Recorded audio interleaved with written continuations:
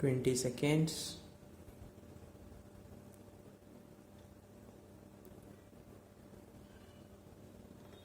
Be ready 10 seconds.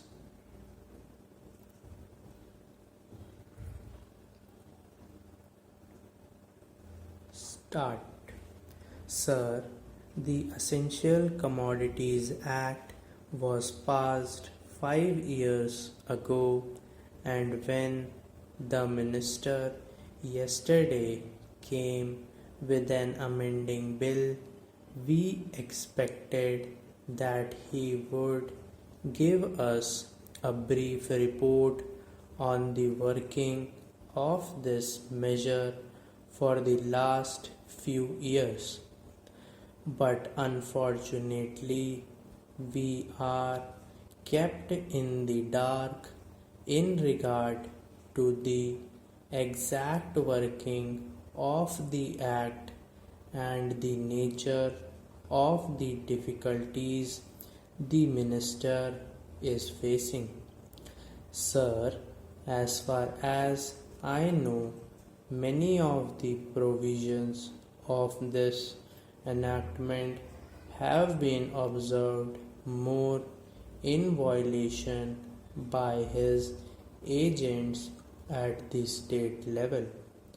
The food minister may be very earnest, may be very able, and may be very anxious to see that the various provisions of the Act are implemented in the most effective manner at the state level, but unfortunately, his agents at the state level are not equally enthusiastic or equally anxious to observe the provisions of this enactment.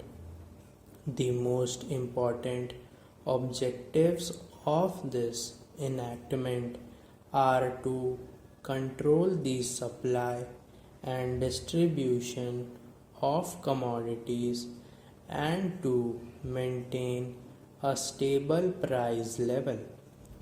In regard to both these aspects, I am afraid that the government has failed to realize the objectives in view. Some time passed when there was scarcity of food grains.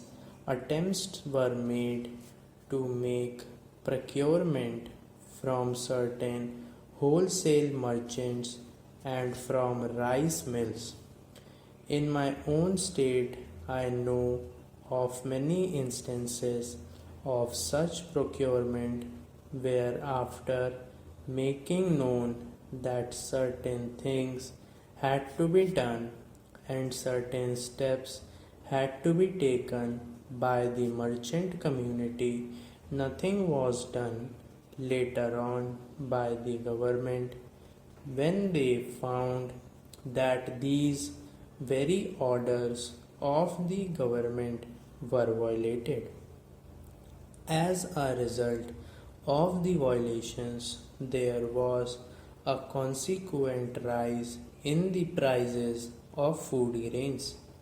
In respect of other commodities like iron and steel, paper, etc., we see a lot of speculative activities, but the provisions of the Act have not been brought to bear on them. Perhaps no case of prosecution was launched against those people who contravened the various provisions of the Act.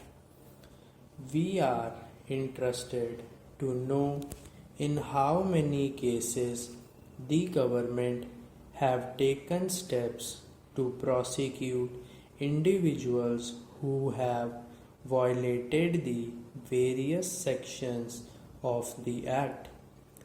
The minister said that the powers under the Act were not adequate.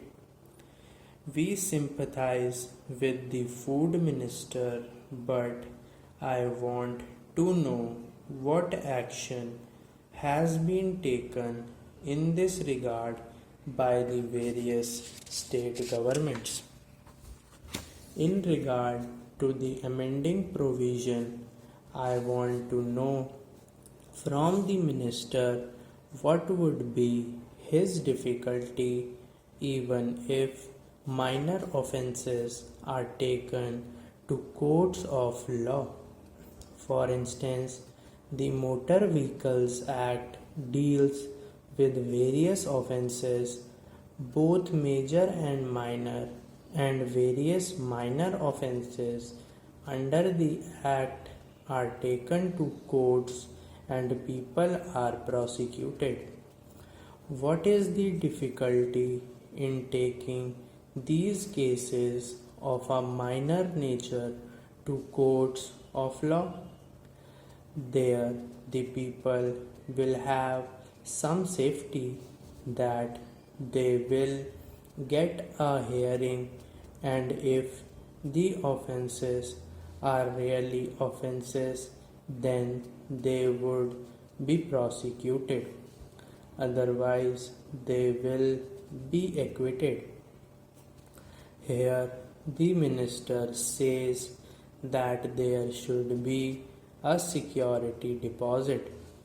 If there is a violation of a particular provision of the enactment, then the executive authority will have the power either to confiscate a part of the amount or the whole of the amount.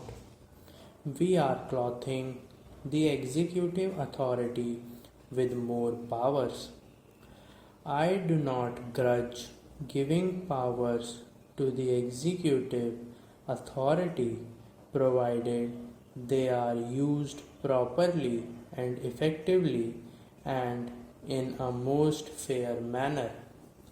But unfortunately, there have been discriminations apart from the ineffectiveness of the various provisions. Wherever these provisions were used, there has been discriminatory use of these provisions against a few or in favor of a few.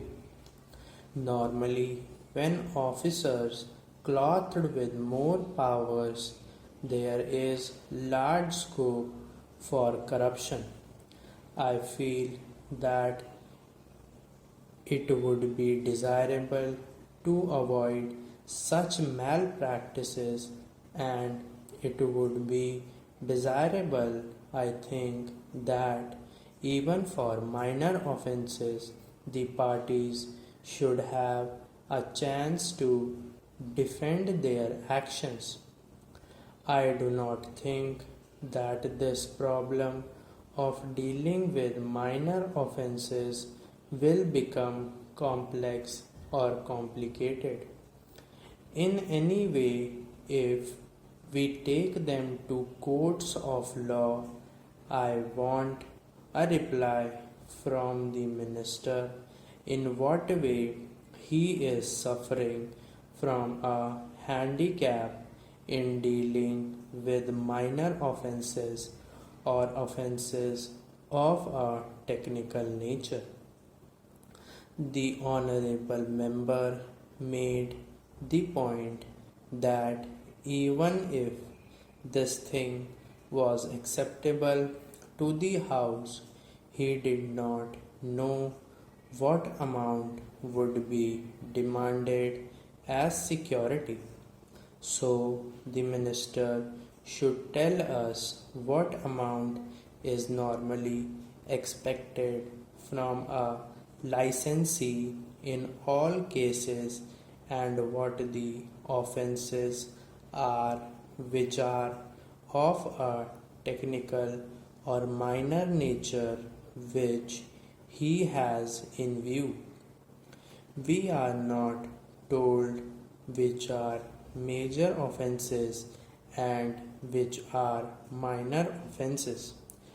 Clarifications on these points are necessary.